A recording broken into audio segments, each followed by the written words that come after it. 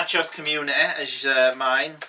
You've chosen something we both have seen, and a beloved holiday classic. What did you choose? I chose Gremlins because I had never seen Gremlins before. No. Until last night. Yeah. It's my admission. Yeah. Well, I picked it because it's set at Christmas. It's about a kid getting a present, and the present goes horribly wrong. Yeah. The Gremlins is like it's a beloved classic amongst a certain generation, I think. Yeah. Kids who grew up in the 80s, basically. It's famous for being. Well, the first half is like a family-friendly, like affair. You know, a boy gets a pet for Christmas. And it's a cute, weird little animal. It's a mogwai. It's a mogwai. Yeah. But then, like in the second half, it turns into like an anarchic horror film. It's really weird. But what do we think of Gremlins? Well, I've not seen Gremlins for a while. I've seen it loads as a kid. I used to really like it. But it is a weird film. The second one's actually better. It's a rare example of a sequel being better, because it's basically the second one is just a cartoon. Yeah. I remember there was a lot to like about it. Joe Dante is a talented director. He directed Looney Tunes, the film with Steve Martin. Back in action. Yes, and Brandon Fraser. Oh, that wasn't great though. No, that's why I brought it up as a joke. He also directed Gremlins 2. Small Soldiers. Yes. I remember liking that as a kid. I don't know what the film's like. Actually, I really want to watch Small Soldiers again. Right. I've not seen it for decades. Yeah, that's Joe Dante, and the actors have never done anything else. No. The Billy Peltzer kid's not been anything else. No. It is an odd classic.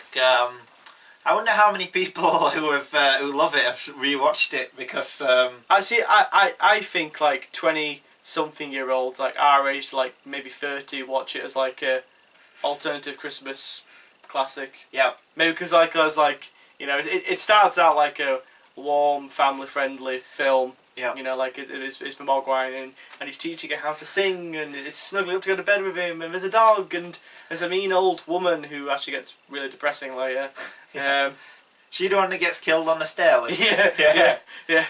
But like it's really sad, because like she's like a really mean bitch. Yeah. But then like she's all by herself in this big house just full of cats. It's like it's a bit depressing. Yeah. Or like Billy Peltzer's girlfriend. Oh, that story about Santa. Yeah, like that's weird. That comes out of nowhere. That's dark and weird. Is that really dark? Yeah. Do you know the script was written by Chris? Is it Chris Columbus? Chris Columbus. Yeah. The Mrs. Doubtfire. Mrs. Doubtfire. Yeah. Weird. Yeah. Apparently, it was even darker. I think the original one. The original one had Gizmo getting murdered by by the Gremlins. That part's horrible when Gizmo's on the dartboard. Oh yeah. And he's like, so poor Gizmo. Poor Gizmo.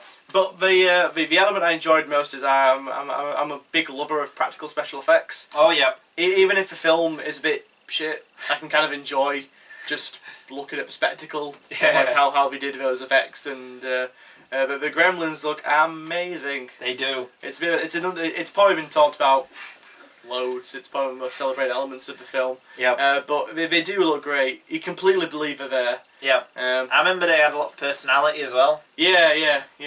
There's like the leader, One Stripe. Yeah. He's a lot of fun. There's an amazing scene. I think the best scene of the whole film is where the Gremlins are all like in a bar, and they're all like drinking and smoking. Oh, that's a great bit. I remember that. Yeah. And then Billy Peltzer's girlfriend is trying to like fill up the glasses desperately, just trying to keep it all like under control like the normal customers. Yeah. But they're just throwing popcorn everywhere and gambling, and it's really weird. Yeah. Yeah, I remember there's a lot of subversive elements in it that mesh weirdly with the beginning. Yeah. Like the beginning, just it kind of starts out, and you know, like Billy Peltzer's a down and out kid. Things just don't go right for him. He wants to be a cartoonist. God damn it! Yes, he supposed to draw his comic books. But a mean old lady. She's like the Wicked Witch, I guess. And this is another Wizard of Oz reference. How weird is that? I mentioned that twice tonight. Wow.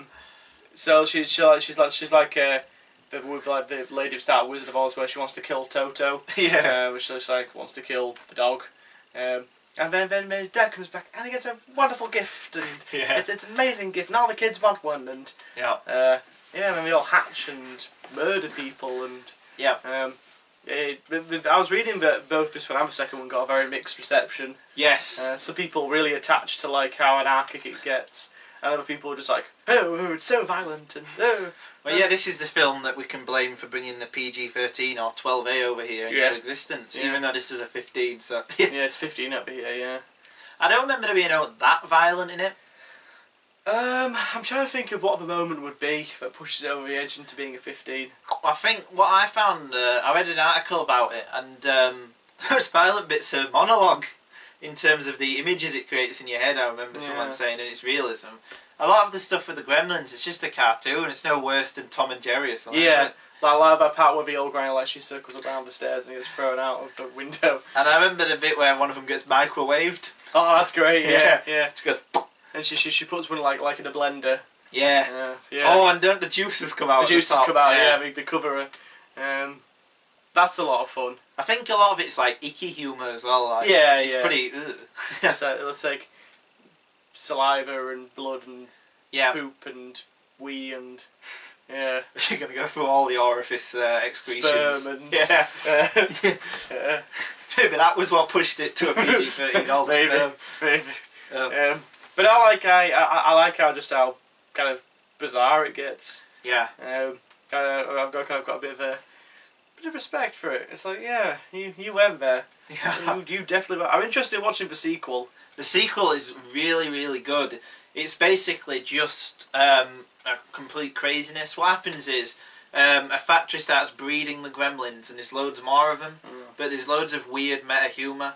Like Gizmo, like for the first hour, just gets tortured. Oh god! Like all the gremlins get him, and they just torture him. Oh god! Because it's a piss take of the fact that he was the breakout star. Yeah. I think a lot of the fact that this is seen as a Christmas classic is tied to Gizmo. There's like so many toys of him.